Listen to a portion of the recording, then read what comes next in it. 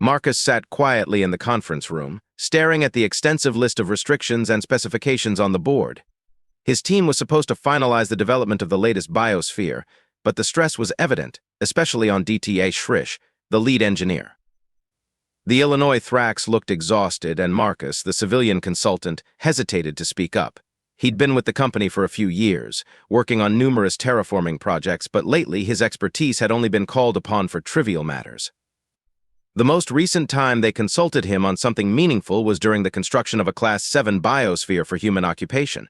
Since then, they seemed to value his opinion only on minor details like whether or not a species was cute. He wasn't complaining the job was comfortable, paid well, and his advice, when needed, was genuinely taken into consideration. Today, however, they were designing a Class 10 biosphere for military training, a far more serious project. But as Marcus reviewed the designs, he found them lacking. The harshness of the environment was underwhelming for a training facility intended to prepare soldiers for survival. The fastest wind speeds were no more than 45 mph, which he thought was barely kite-flying weather. The artificial gravity was set to only 1.33 galactic standard, a mere step into high-gravity conditions. The predators, well, they were cute, by human standards. Sure, they'd be dangerous if you were unarmed and naked, but with a sturdy stick, they were no worse than wrestling an angry housecat. Marcus wondered why the Thrax, with their massive scythes and plasma rifles, considered them a threat. After watching DTA Shrish lower the gravity setting for the 5th time, Marcus could no longer hold back. The biosphere barely qualified as Class 10, and even that was generous. He cleared his throat. Lead engineer DT Shrish, I have some suggestions. DTA Shrish shot Marcus an annoyed look, one of his compound eyes swiveling toward him. Clearly stressed, the Thrax seemed ready to snap, but allowed Marcus to speak. I think we need at least 2 more predators, and maybe introduce some omnivorous species, one of which should be capable of flight. Also, the weather settings, Marcus continued, pointing out that the current environment was more akin to a leisurely hike than survival training. The wind and rain were too mild, and the gravity setting would hardly challenge any soldier preparing for hostile, high-gravity worlds. DT Shrish cut him off, irritated. I do not think you're qualified to dictate what a Class 8 or 9 environment entails, civilian consultant Mirkus. I've designed countless biospheres.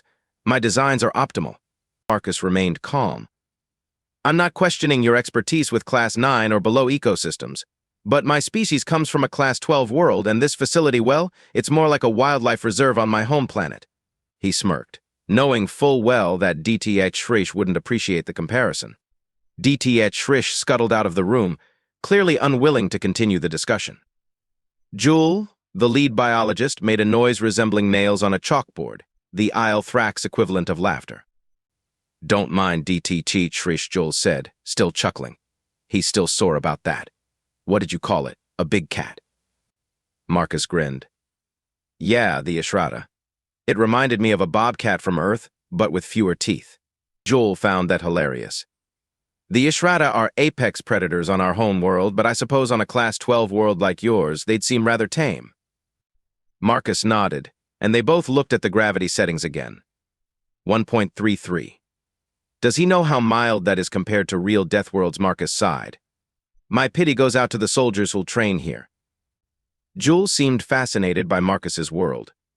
Is it true Earth has places where the temperature reaches over 55 degrees Celsius? Death Valley, yeah, Marcus confirmed. It's gone above 60 now, and during some cycles it drops below -9. Jewel's eyes widened. Incredible. No wonder Earth is classified as a Class 12. And I heard you build cities in areas where winds exceed 170 units per second. Marcus chuckled. Florida, yeah, we rebuild it every 10 years or so after it's destroyed by hurricanes. People just don't give up, despite the place flooding regularly. Jewel stared at him in amazement. That's truly remarkable. Your species must be incredibly resilient. I can see why the company values your insights. Marcus gave a modest shrug. I don't know if that's it. I think they just like to keep me around in case we have to deal with something really unpredictable. Jewel's laughter rang out again, but she was clearly intrigued. You know, based on what you've told me, your world really does sound like a Class 12. The extremes are just unimaginable. Marcus leaned back. Well, technically, Earth would be Class 13 if we hadn't intervened. Climate change and deforestation altered the planet significantly in the last 100 cycles. Jewel froze, her optical stalks focusing intently on him. Class 13? That's absurd? The Corti Directorate would have adjusted the classification if they thought it was warranted. Your world can't be that dangerous. Marcus smirked. They didn't believe us when we told them about Australia. Jewel tilted her head in confusion. Australia? Yeah, it's a place on Earth where everything tries to kill you. Spiders the size of your hand use silk threads to float up into the atmosphere where they form massive webs. Then they descend, sometimes covering entire regions. And that's just one of the many fun things living there. Jewel's face twisted in horror as she processed the idea. Australia is real. Marcus leaned back in his chair, amused at Jewel's reaction. He had grown accustomed to the disbelief his colleagues exhibited whenever he shared stories about Earth, especially when it came to Australia. Yes, Australia is very real, Marcus said with a smirk. And that's just scratching the surface. You haven't heard about the box jellyfish yet, or the saltwater crocodiles. Australia's got a bit of everything: deadly snakes, sharks, spiders. It's practically a Class 14 continent by itself.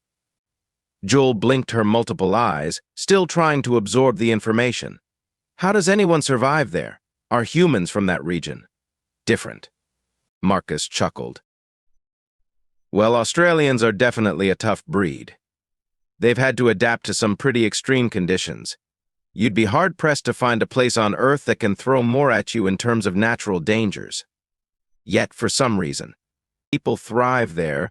They just deal with it. It's almost like they've become immune to the constant barrage of threats. Jewel shuddered, her optical stalks shifting nervously. I can't even imagine living in such a place. It's no wonder Earth is classified so highly. A planet where even the peaceful zones have deadly creatures and wild weather patterns.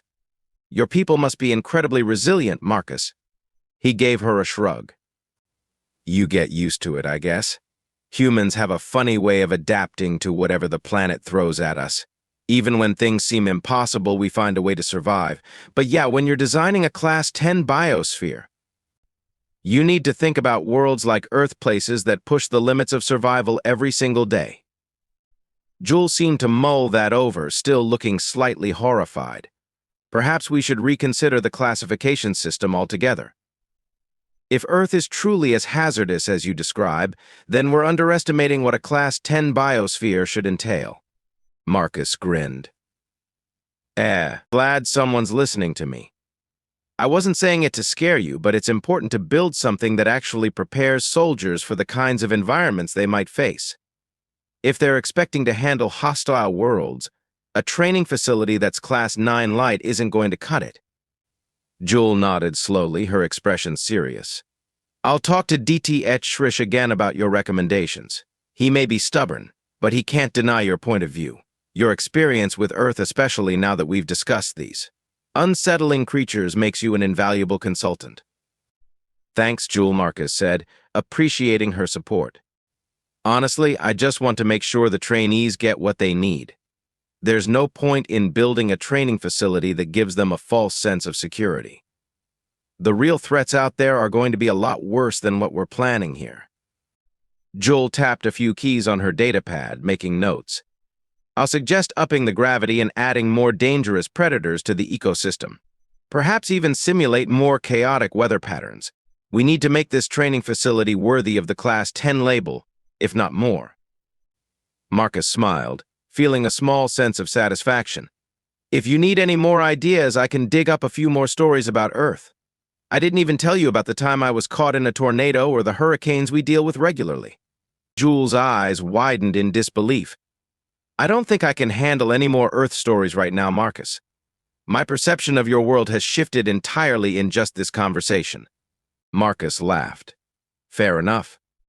I'll save the rest for another day. As Jewel finished her notes and the meeting drew to a close, Marcus leaned back in his chair once more, glancing at the board covered in specifications. He still couldn't shake the feeling that they were playing it too safe. But at least now, with Jewel on his side, he had a better chance of pushing the design closer to what it should be.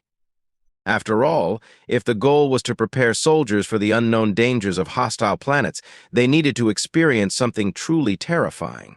Something more like Earth. As the door to the conference room slid open and DTH Shrish scuttled back in, Marcus prepared himself for another round of debates. But this time, he had a feeling things would turn in his favor.